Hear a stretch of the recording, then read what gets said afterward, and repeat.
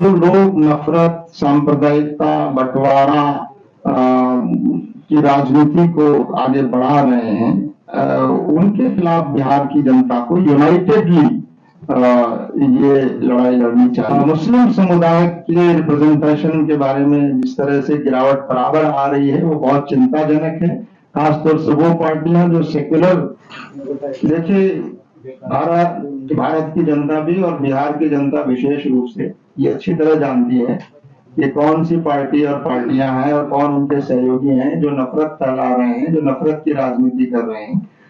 ये बताना उनका उनका अपमान होगा उनकी बुद्धिमत्ता पर। वो सब जानते हैं कि कौन है। आप नहीं बताएंगे? जी, हमें तो मालूम है और आप भी जानते हैं। अमित शाह बिहार गए थे, उन्होंने ओसामा को लेकर कहा कि नाम भी और काम भी इस तरह के बयान दिए जा रहे हैं। जी, जाहिर है कि जिन साहब का आपने नाम लिया है वो उसी तरह की भाषा बोलते हैं जो देश में नफरत और एक खास समाज को टारगेट करने वाली है। तो जनता देख रही है और जवाब देगी जनता इसका वोट की शक्ल में। अच्छा इंजीनियर साहब, सुप्रीम कोर्ट ने बुलडोजर पर रोक लगाई हुई है, इसके बावजूद जो योगी आदित्यनाथ है वो कल बिहार में बोल रहे थे कि हमने कचूमर निकाल दिया माफिया होगा बुलडोजर चला कर, के बावजूद बरेली में बुलडोजर चले हैं। ये क्या ये सुप्रीम कोर्ट का उल्लंघन है? बिल्कुल उल्लंघन है और सुप्रीम कोर्ट को अपने इस अपमान का नोटिस लेना चाहिए और सुप्रीम कोर्ट को संज्ञान लेना चाहिए। आप याद नहीं दिलाएंगे? जी, हम भी याद दिलाएं, आप भी याद दिलाइए कि सुप्रीम कोर्ट को ऐसा करना चाहिए। बुलडोजर कार्रवाई गाइडलाइन के तहत होनी चाहिए। जी, बुलडोजर कार्रवाई गाइडलाइन के तहत। देखिए इस देश में कानून मौजूद है, ये कोई पहली बात नहीं हो रहा है, लेकिन अभी जो बुलडोजर जिस तरह से चलाया जा रहा है वो खास सिलेक्टेड लोग और एक सिलेक्टेड कम्युनिटी के लोगों को खास तौर से टारगेट करके और फिर उस आड़ में कि ये इलीगल है और ये फला है, वो बाद में आती है चीजें। और इसीलिए सुप्रीम कोर्ट ने वो गाइडलाइन दी है कि आपको जो प्रोसीजर है पूरा उसका पालन करना चाहिए, लेकिन वो उल्लंघन हो रहा है। यूपी में भी हो रहा है, दूसरी जगहों पर भी हो रहा है। तो खासतौर से यूपी में जो हो रहा है वो बहुत संगीन है और सुप्रीम कोर्ट को इसका संज्ञान जरूर लेना चाहिए।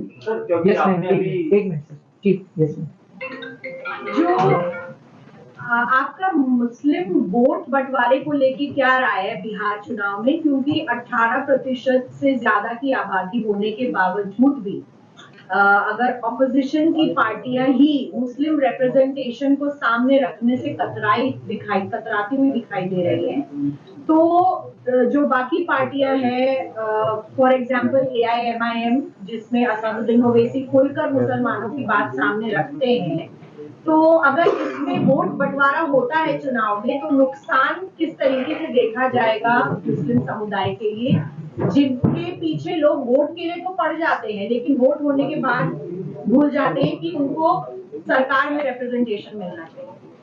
पहली बात तो मैं ये स्पष्ट कर दूं कि जमात इस्लामी हिंद सिर्फ मुसलमानों के बारे में नहीं सोचती और सिर्फ मुस्लिम वोट के बारे में नहीं सोचती, बल्कि वो सब नागरिकों के बारे में, पूरे देश के बारे में, और अभी बिहार का चुनाव है तो बिहार की पूरी जनता के बारे में सोचती है कि बिहार में किस तरह से जो लोग नफरत, सांप्रदायिकता, बंटवारा की राजनीति को आगे बढ़ा रहे हैं, उनके खिलाफ बिहार की जनता को यूनाइटेडली ये लड़ाई लड़नी चाहिए। और ये किसी वर्ग के साथ नहीं, सब लोग इसमें शामिल हों और मुस्लिम भी उसमें शामिल हैं। और दूसरी बात जो आपने रिप्रेजेंटेशन की कही है वो ये बात बिल्कुल सही है कि कोई लोकतंत्र तभी मजबूत होता है जब हर वर्ग के लोगों का उनकी आबादी के अनुसार उनको रिप्रेजेंटेशन हर जगह मिलना चाहिए।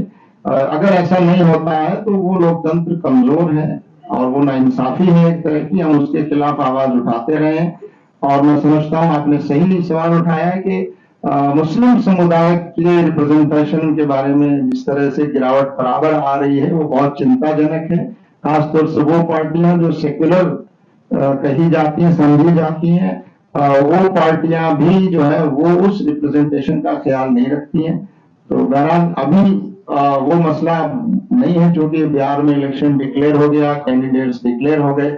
अब तो मसला ये है कि बिहार में एक ऐसी जिम्मेदार सरकार आए जो बिहार के विकास की बात करे, बिहार में आपसी भाईचारे और सद्भाव को मजबूत करे, लॉ एंड ऑर्डर को जो है वो प्रोटेक्ट करे, और इस देश को एक इंक्लूसिव और समावेशी जो समाज है, जो सबका भारत, सबका देश, सब मिलकर इस देश का, राज्य का विकास करें, ऐसी सरकार लाने की वो कोशिश करें।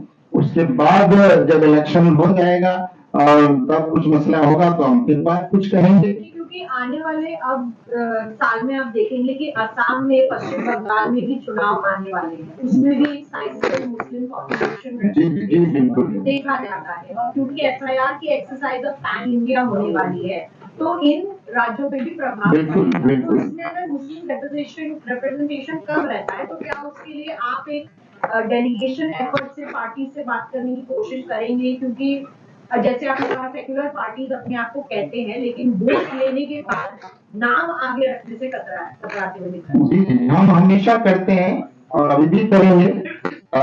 ये रिप्रेजेंटेशन जो पोल हो रहा है, जो कुछ हमारे बस में है और जो कुछ जमात इस्लामी हिंद जैसा एक संगठन कर सकता है राजनीतिक पार्टियों पर और लोगों पर दबाव बनाने का, वो जरूर हम करेंगे और हम करते भी रहे हैं। लेकिन रिप्रेजेंटेशन एक बड़ा मसला है, इसमें कोई शक नहीं है, और रिप्रेजेंटेशन जब तक पूरा ठीक से नहीं होता तब तक लोकतंत्र कमजोर रहेगा, ये भी सच है। लेकिन आज इससे बड़ा मुद्दा यह है कि देश को सांप्रदायिकता से, नफरत से, फासीवाद से, डिक्टेटरशिप से जो है वो बचाना, वो पहली प्राथमिकता है, और दूसरे नंबर पर रिजर्वेशन की बात की जा सकती है।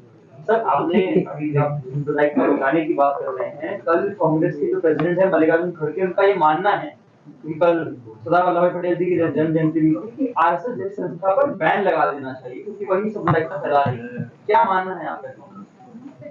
देखिए, ये पॉलिटिकल पार्टीज समय समय पर बयान देती हैं। हम तो ये कहते हैं कि इस देश में एक कानून मौजूद है, संविधान मौजूद है। जो संगठन भी उस संविधान और कानून के खिलाफ काम करता है, नफरत फैलाता है, समाज को बांटने की कोशिश करता है, समाज में हिंसा को बढ़ावा देता है, ऐसे संगठनों के खिलाफ कार्रवाई होनी चाहिए। अब क्या कार्रवाई होनी चाहिए वो कानून के मुताबिक तय हो, ये पॉलिटिकल लोगों की बात है, उस पर हम कमेंट नहीं करेंगे। अच्छा, मुस्लिम तंजीम में मौलाना तोक़ी रज़ा की गिरफ्तारी पर खामोश है? बिल्कुल खामोश नहीं है। जमात इस्लामी ने तो सबसे पहले बयान भी दिया है, सबसे पहले उसके खिलाफ आवाज भी उठाई है, हमारा डेलीगेशन बरेली जाकर भी आया है, और जो कुछ हो सकता है, लेकिन ऐसा नहीं है कि खामोश है। जो खामोश है उनसे पूछिए। बुलडोजर तो नहीं रुक रहा है ना? जाहिर है कि बहुत सी चीजें नहीं रुक पा रही है, लेकिन कोशिश करना आपका और हमारा काम है, उसके खिलाफ आवाज उठाना ये हमारा काम है।